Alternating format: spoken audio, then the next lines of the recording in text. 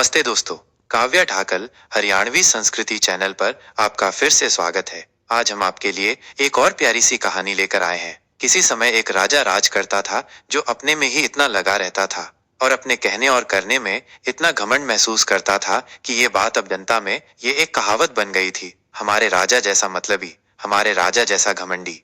साफ जाहिर है कि उसके वजीर और दरबारी लोग उसकी बातें सुनते सुनते थक गए थे और उसकी ये आग भड़काने के लिए हमेशा उसकी चापलूसी करते रहते। राजा पूछता, इस दुनिया में हमारे देश जैसा और कौन सा देश है जहां इतना पानी है और जहां की मिट्टी इतनी अच्छी है। उसके वजीर और दरबारी जवाब देते, कोई नहीं। राजा फिर पूछता, कहाँ है इतने अच्छे कानून और कहाँ है इतने अमीर लोग। कहीं नहीं। मेरे महल जैसा शानदार महल कहीं और है, इसके बराबर का महल तो कहीं नहीं है, कहीं नहीं। हाँ, कहकर वो अपनी दाढ़ी पर हाथ फेरता और एक लंबी सांस खींचता, जैसे ये सब कहकर उसके ऊपर से एक भारी बोझ उतर गया हो। करीब करीब जो भी राजा को सुनता वो उसकी ऐसी बातें सुनकर थक जाता। धीरे धीरे लोगों को ये एक बोझ लगने लगा और ये इसलिए भी ज्यादा लगता था क्योंकि राजा राज्य में उसकी उन्नति के लिए कोई खास काम भी नहीं कर रहा था और उसके राज्य के लोग भी कोई खास अमीर नहीं थे। आखिर उसके कुछ वजीरों ने जब वो उनसे ऐसे सवाल करे तो उसको साफ साफ बोलने का निश्चय किया। इसके लिए उनको बहुत इंतजार नहीं करना पड़ा। एक दिन राजा बोला, जरा सोचो कि क्या कोई मुझसे भी बड़ा राजा है या मेरे राज्य से भी ज्यादा शानदार राज्य है। तो उनमें से कुछ वजीर बोले, हाँ है। रोज से अलग जवाब सुनकर राजा बहुत गुस्सा हुआ और उस पर हमला करूंगा। वे बोले, राजा साहब इतनी जल्दी मत कीजिए। हालांकि हम लोग आपके लिए प्रार्थना करेंगे कि आप जीत जाएं, पर कहीं अगर आप हार गए तो और आपका देश बर्बाद हो गया तो। ये सुनकर तो राजा को और गुस्सा आ गया। उसने तुरंत ही अपनी सारी सेना को तैयार होने के लिए हुक्म दे दिया। जब वो तैयार हो गई तो वो उसका लीडर बनकर वो उसको लेकर चल दिया। उसने चारों तरफ अपने दूत भेज दिए कि जो राजा उससे लड़ना चाहे वो उससे लड़ने आ जाए।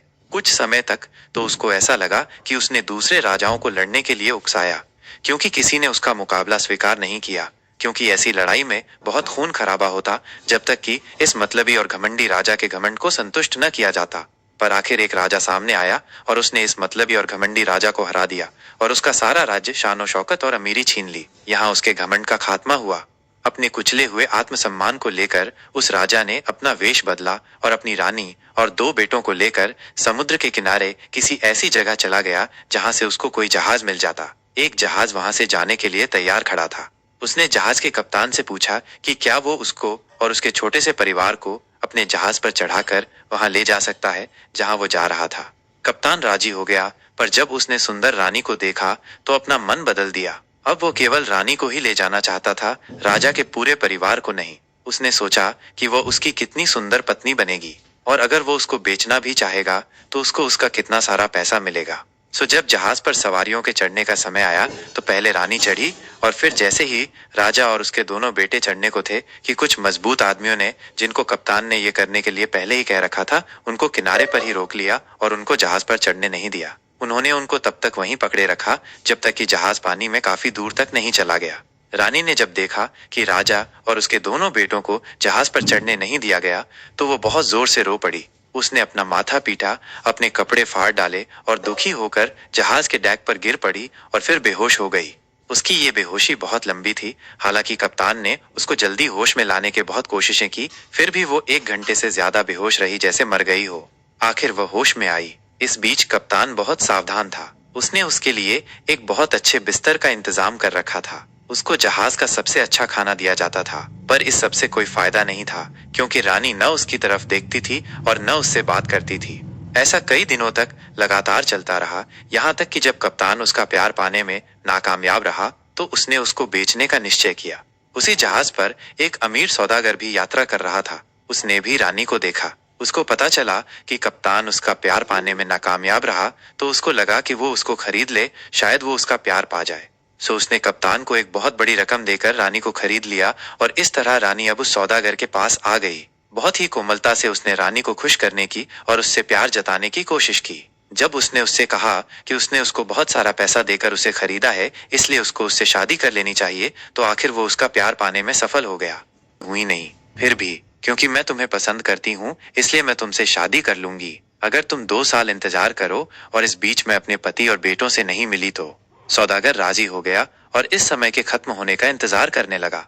उधर जैसे ही जहाज आंखों से ओझल हुआ तो उन आदमियों ने राजा और उसके दोनों बेटों को छोड़ दिया। अगर राजा की इच्छा होती तो भी अब उनसे बदला लेना तो बेकार था। सो अपने दोनों बेटों को छोड़कर वो समुद्र से दूर जमीन की तरफ तेजी से चल पड़ा। उसके दोनों बेटे रोते बिलखते उसके पीछे पीछे दौड़े। वे चलते रहे जब तक कि वो एक नदी के किनारे नहीं पहुंच गए। नदी तो उथली थी पर उसमें पानी का बहाव बहुत तेज था। राजा नदी पार करना चाहता था पर न तो वहां कोई नाव थी और न ही कोई पुल। सो उसे नदी को चलकर ही पार करना पड़ा। सावधानी से उसमें रास्ता ढूंढते हुए वह अपने एक बेटे के साथ उस नदी के पार पहुंचने में सफल हो गया। उस बेटे को वहीं छोड़कर वो अपने दूसरे बेटे को लाने के लिए लौट पड़ा पर रास्ते में पानी का एक तेज बहाव आया जिससे वो पानी में डूब गया। जब दोनों बेटों ने देखा कि उनका पिता पानी में डूब गया है तो वे बहुत जोर जोर से रोने लगे। दुख की दूसरी वजह यह भी थी कि वे दोनों अलग अलग खड़े थे। वे एक दूसरे को चिल्ला चिल्ला कर एक दूसरे को बुलाते रहे, इधर से उधर घूमते रहे जब तक वे थक नहीं गए और उनको नींद नहीं आ गई। तभी वहां एक मछियारा अपनी नाव लेकर आया। उसने उन दोनों बच्चों को थका और दुखी देखकर अपनी नाव में बिठा लिया और उनसे पूछा कि वे कौन थे और उनके माता पिता कौन थे। उन्होंने उनके साथ जो कुछ भी हुआ था वो सब उसको बता दिया। जब उसने उनकी कहानी सुनी तो वो बोला, तुम्हारे माँ और बाप नहीं है और मेरे कोई बच्चा नहीं है, इसीलिए ऐसा लगता है कि भगवान ने तुम लोगों को मेरे पास भेज दिया है। क्या तुम मेरे बच्चे बनोगे, मछली पकड़ना सीखोगे और मेरे घर में रहना पसंद करोगे? बच्चे यह सुनकर बहुत खुश हो गए थे। उनको रहने खाने की जगह जो मिल गई थी। आओ, मैं तुम्हारी देखभाल करूंगा, कहकर मछियारा उनको नाव से उतारकर पास के एक मकान में ले गया। बच्चे उसके साथ खुशी खुशी चले गए। घर में जब उन्होंने उसकी पत्नी को देखा तब तो वो और ज्यादा खुश हो गए क्योंकि वो उनके लिए बहुत अच्छी थी। वो उनको अपने सगे बेटों से भी बढ़कर मानती थी। बच्चे अपने नए घर में आराम से रहने लगे। वे स्कूल जाते थे। उन्होंने जल्दी ही वो सब सीख लिया जो उनके मास्टरों ने उन्हें सिखाया। फिर उन्होंने अपने मुंह बोले पिता की सहायता करनी भी शुरू कर दी और कुछ ही समय में बहुत ही मेहनती और अच्छे मछियारे बन गए। इस तरह समय गुजरता रहा कि एक बार नदी किनारे पर एक बहुत बड़ी मछली आ पड़ी और फिर उससे नदी में नहीं जाया जा सका तो वो मर गई। गांव का हर आदमी उस बड़ी मछली को देखने के लिए आया और उसका एक एक टुकड़ा काट कर ले गया। कुछ लोग पड़ोसी गांवों से भी आए जिनमें एक कुम्हार भी था। उसकी पत्नी ने उस बड़ी मछली के बारे में सुना तो उसने पति से कहा कि वो भी वहां आए और थोड़ी सी मछली उसके लिए भी ले आए। सो वो वहां आया जहां मछली पड़ी हुई थी। हालांकि काफी देर हो चुकी थी, फिर भी जब वो वहां पहुंचा तो वहां कोई भी नहीं था क्योंकि सारे लोग जिन जिन को उसको ले जाना था वे सब उसमें से उसका छोटा छोटा हिस्सा काट कर ले जा चुके थे और वहां से जा चुके थे। जाते समय कुम्हार ने यह सोचते हुए एक कुल्हाड़ी अपने साथ ले ली थी कि क्योंकि मछली बहुत बड़ी थी तो शायद उस मछली की हड्डियां भी बहुत मोटी होंगी और उनको काटने के लिए उसे कुल्हाड़ी की जरूरत पड़े। जैसे ही उसने मछली में पहली कुल्हाड़ी मारी तो उसे उसमें से चिल्लाने की आवाज आई जैसे कोई दर्द से चिल्ला रहा हो। वह आवाज सुनकर कुम्हार भौचक्का रह गया। उसने सोचा कि शायद मछली में कोई भूत है, मैं दोबारा कुल्हाड़ी मारकर देखता हूँ। सो उसने उस मछली में दोबारा कुल्हाड़ी मारी तो मछली में से आवाज आई, मैं बहुत दुखी हूँ, मैं बहुत दुखी हूँ। ये आवाज सुनकर कुम्हार ने सोचा, ये तो भूत नहीं हो सकता, ये तो किसी आदमी की आवाज है। मैं इसको सावधानी से काटता हूँ, हो सकता है कि मुझे इसके अंदर कोई आदमी मिल जाए। सो उसने उसको सावधानी से काटना शुरू किया तो उसे एक आदमी का पांव दिखाई दिया। वो धीरे धीरे मछली को और काटता रहा तो उसे उसमें एक पूरा आदमी दिखाई दे गया। जितनी जल्दी हो सका वो उस आदमी को अपने घर ले गया और उसको ठीक से होश में लाने के लिए उससे जो कुछ हो सका उसने किया। उसने उसके पास आग जलाई और उसको चाय और सूप पिलाया। ठीक से होश में आ रहा है तो वे दोनों बहुत खुश हुए। कुछ महीने ये अजनबी इस परिवार के साथ आराम से रहा। यहाँ उसने मिट्टी के बर्तन बनाने सीखे और इस तरह से कुम्हार की सहायता की। इत्तेफाक से उन्हीं दिनों वहां का राजा मर गया और ये उस देश का रिवाज था कि मरे हुए राजा का हाथी और बाज जिस किसी को चुन लेते थे वही वहां का राजा होता था। सो जब वो राजा मर गया तो राजा के हाथी को सारे राज्य में घुमाया गया और बाज को भी चारों तरफ उड़ा दिया गया ताकि वे वहां का राजा चुन सकें। अब जिस किसी के भी सामने हाथी अपना सिर झुका देता और जिस किसी के हाथ पर बाज बैठ जाता वही वहां का राजा होता। सो हाथी और बाज घूमते घूमते उसी कुम्हार के घर जा पहुंचे जिसने मछली के पेट से निकले हुए आदमी को शरण दी थी। इत्तेफाक से वो अजनबी वहीं घर के दरवाजे पर खड़ा था। जैसे ही हाथी और बाज ने उस अजनबी को देखा तो हाथी ने उसे झुककर सलाम किया और बाज उसके हाथ पर जाकर बैठ गया। लोग जो हाथी के पीछे पीछे जा रहे थे यह देखकर चिल्लाए, यही हमारा राजा है, यही हमारा राजा है। सबने अजनबी के सामने लेटकर उसको सलाम किया और अपने सामने महल चलने की प्रार्थना की। राजा के मंत्रियों ने जब यह सुना तो वे बहुत खुश हुए और उन्होंने अपने नए राजा का खुशी से स्वागत किया। उसको राजा बनाने के रस्मों रिवाज पूरे किए गए और राजा अपने काम में लग गया। सबसे पहला काम राजा ने यह किया कि उसने कुम्हार और उसकी पत्नी को बुलाया और उन्हें कुछ पैसे और जमीन दी।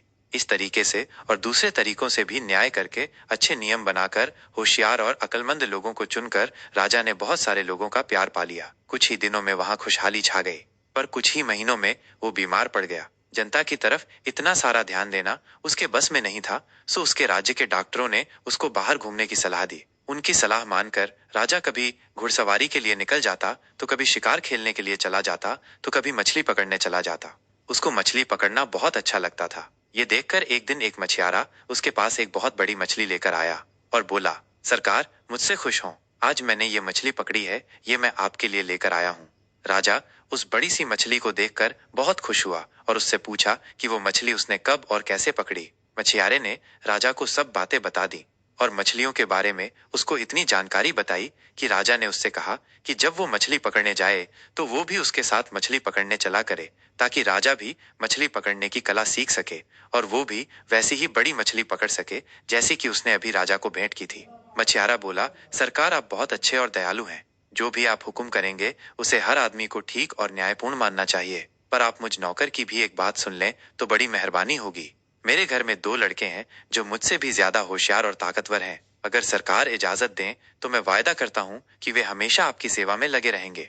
राजा इस बात पर राजी हो गया। अब जब भी वो मछली पकड़ने जाता तो मछियारे के दोनों बेटों को अपने साथ ले जाता। धीरे धीरे राजा की उन दोनों बेटों से जान पहचान बढ़ती गई। राजा उनको बहुत चाहने लगा, क्योंकि वे बहुत तेज थे, होशियार थे, सुंदर थे और स्वभाव के बहुत अच्छे थे। बाद में उसने कुछ ऐसा इंतजाम कर लिया कि वो कहीं भी जाता तो उनको अपने साथ ही रखता। करीब करीब इसी समय जिस सौदागर ने उस राजा की पत्नी को खरीदा था, जो नदी में डूब गया था, व्यापार करने के लिए इस राजा के देश में आया। उसने राजा से मिलना चाहा तो राजा ने उसे मिलने का समय दे दिया। उसने बहुत सारे कीमती जवाहरात और सामान राजा को दिखाया। राजा उसका सामान देखकर बहुत खुश हुआ और उस सब के बारे में उससे कई सवाल पूछे। उसने उससे उन देशों के बारे में भी पूछा जहां से उसने उनको खरीदा था। सौदागर ने राजा को सब बता दिया तो उसने राजा से उसके राज्य में व्यापार करने की इजाजत और सुरक्षा मांगी। राजा ने तुरंत ही उसकी मांग स्वीकार कर ली। उसने उसको इस काम के लिए कुछ सिपाही दे दिए जो सौदागर के आंगन में हमेशा पहरा देते थे। उसने मछियारे के दोनों बेटों को भी उसके घर में सोने के लिए भेज दिया। एक रात इन दोनों बेटों को किसी वजह से नींद नहीं आ रही थी, तो छोटे भाई ने बड़े भाई से कहा कि वो उसको कोई कहानी सुनाए ताकि उसे नींद आ जाए। बड़ा भाई बोला, ठीक है, मैं तुझे अपने साथ घटी एक घटना सुनाता हूँ। कहकर उसने उसको ये कहानी सुनाई। एक बार की बात है कि एक बहुत ही बड़ा पढ़ा लिखा और अमीर राजा था, लेकिन वह बहुत घमंडी था। एक बार वह अपनी सेना लेकर दूसरे राजाओं को लड़ाई की चुनौती देता हुआ बाहर निकल पड़ा। तो कुछ राजा तो उससे हार गए, पर एक राजा जो उससे ज्यादा ताकतवर था उससे लड़ा और उसने उसको हरा दिया। हारा हुआ राजा अपनी पत्नी और 2 बेटों के साथ किसी तरह बचकर भाग निकला। भागते भागते इस आशा में वो समुद्र के किनारे पहुंचा कि शायद उसको वहां कोई जहाज मिल जाए तो वो उसमें बैठकर बाहर निकल जाए, जहां जाकर वो अपनी मुसीबतों को भूल जाए और नए सिरे से जिंदगी शुरू कर सके। कई मील चलने के बाद वे समुद्र के किनारे पहुंचे। खुशकिस्मती से उनको एक जहाज मिल गया जो किनारा छोड़ने ही वाला था। राजा ने जहाज के कप्तान से उनको ले जाने की बात की तो कप्तान मान तो गया, पर अफसोस वो कप्तान बहुत ही बुरा आदमी था। उसने पहले रानी को जहाज पर चढ़ाया और फिर जैसे ही राजा और उसके 2 बेटे जहाज पर चढ़ने लगे तो उसके आदमियों ने उन सबको वहीं किनारे पर ही रोक लिया और उनको तब तक रोके रखा जब तक वो जहाज आंखों से ओझल नहीं हो गया। इसका बहाव बहुत तेज था, क्योंकि उस नदी को पार करने के लिए वहां न तो कोई नाव थी और न ही कोई पुल, सो उसको वो नदी चलकर ही पार करनी पड़ी। उसने अपने एक बेटे को लिया और नदी पार कर गया। फिर वो अपने दूसरे बेटे को लेने आया, पर बीच में ही वो डूब गया। तब से उसका कोई पता नहीं है। तू समझ सकता है कि पिता के डूबने के बाद उन दोनों बेटों की क्या हालत हुई होगी। उस समय रात होने वाली थी। उनके पास न तो कोई खाना था और न कोई रहने की कोई जगह। न उनको यह मालूम था कि वे कहाँ जाएं। एक नदी के एक किनारे पर खड़ा था और दूसरा दूसरे किनारे पर। वह एक दूसरे के पास भी नहीं जा सकते थे। आखिर उसी समय एक मछियारा अपनी नाव में आया और दोनों बच्चों को अपनी नाव में बिठाकर अपने घर ले गया। वो उन दोनों को बहुत चाहने लगा और उसकी पत्नी भी। इस तरह वे दोनों उनके माता पिता जैसे हो गए। ये उनके साथ 2 साल पहले हुआ था। अब वे दोनों लड़के दूसरों को उनके असली बेटे जैसे लगते हैं। सो मेरे भाई, वे दोनों लड़के हम दोनों हैं और ये है हमारी कहानी। कहानी इतनी मजेदार थी और उसका अंत भी इतना अच्छा था कि बजाय सोने के छोटे भाई की आंख और ज्यादा खुल गई। यह कहानी कहीं भी इतने अच्छे से कही गई थी कि इसने दूसरों का ध्यान भी अपनी तरफ खींच लिया। इत्तेफाक से सौदागर की खरीदी हुई पत्नी इस समय जाग रही थी। उसके कमरे और दुकान के बीच में केवल पतला सा पर्दा था, सो वह ये सारी कहानी सुन रही थी। उसने अपने मन में सोचा, जरूर ही ये दोनों मेरे दोनों बेटे हैं। वो अपने कमरे में से उठकर आई और उसने उन बच्चों से कई सवाल पूछे। 2 साल में ही बच्चों में काफी अंतर आ गया था, जिससे वो उनको देखते ही नहीं पहचान सकी। पर फिर भी उनमें कुछ ऐसी पहचान थी जो वे कितने भी बड़े हो जाते उनकी माँ उनकी उस पहचान को नहीं भूल सकती थी। ये पहचान और उसके सवालों के जवाबों ने उसके मन में आए विचार को पक्का कर दिया कि वे दोनों उसी के बेटे थे। वो उन दोनों को गले लगाकर रो पड़ी। इससे उनको भी लगा कि वही उनकी रानी माँ थी जिसके बारे में वे अभी अभी बात कर रहे थे। उसने भी उनको वो सब बताया जो जो उसके साथ उनसे बिछुड़ जाने के बाद घटा था, कि किस तरह से जब जहाज के कप्तान ने जब ये देखा कि वो उसके साथ नहीं रह सकती, तो उसको इस सौदागर के हाथों बेच दिया। किस तरह ये सौदागर उसके साथ दया का बर्ताव करता रहा और सचमुच में उसको प्यार करता था। वो अमीर और होशियार होने के साथ साथ एक बहुत ही अच्छा आदमी भी है। और कैसे उसने ये सोचते हुए कि शायद वो अब राजा से नहीं मिल पाएगी, इस सौदागर से 2 साल बाद शादी के लिए हाँ कर दी थी। उन 2 सालों के पूरा होने में अब केवल 3 दिन बचे हैं। उसने बच्चों को ये भी बताया कि वो इस सौदागर को इतना ज्यादा नहीं चाहती थी कि वो उससे शादी कर ले। ये तो उसने इतने दिनों तक उससे बचने के लिए कह दिया था।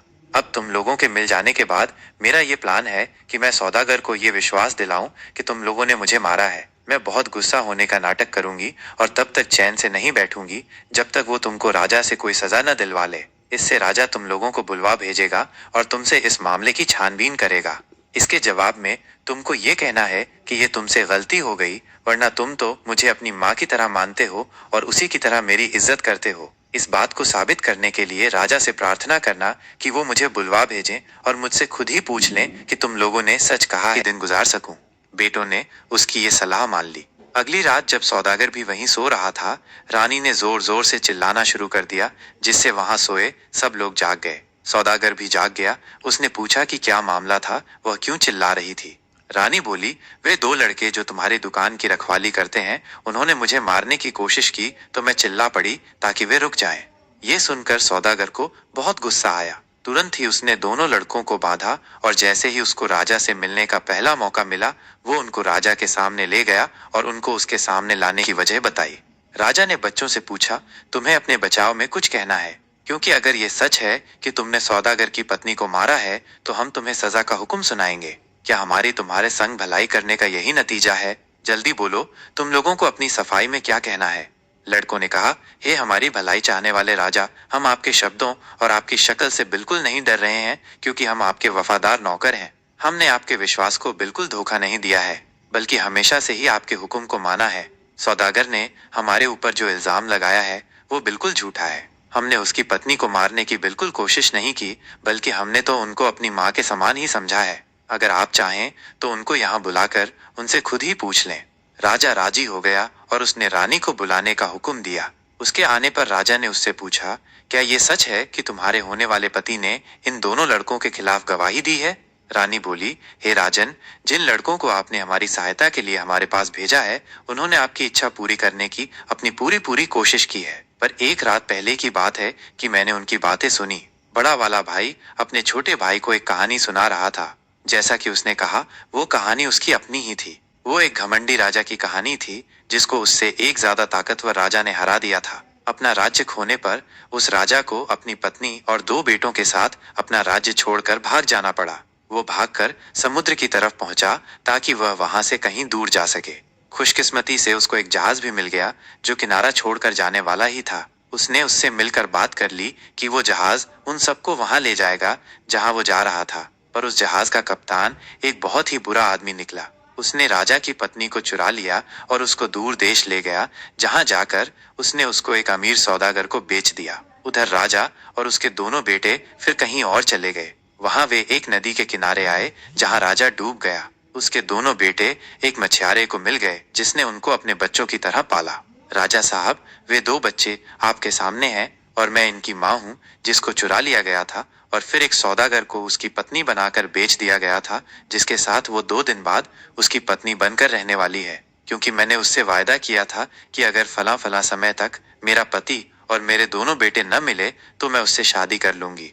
पर अब मेरे बच्चों के मिल जाने के बाद मैं आपसे प्रार्थना करती हूँ कि मुझे इस सौदागर से छुटकारा दिलवाया जाए। मैं दोबारा शादी नहीं करना चाहती क्योंकि मेरे दोनों बच्चे मेरे पास हैं। मैं राजा से मिलकर ये न्याय मांग सकूं, इसीलिए इन बच्चों के साथ मिलकर मैंने ये नाटक खेला। जैसे ही रानी ने अपनी कहानी खत्म की तो राजा की आंखों से आंसू बहने लगे और वो कांपने लगा। जब वो थोड़ा संभला तो वो अपने सिंहासन से उठा और रानी और दोनों बच्चों की तरफ बढ़ा।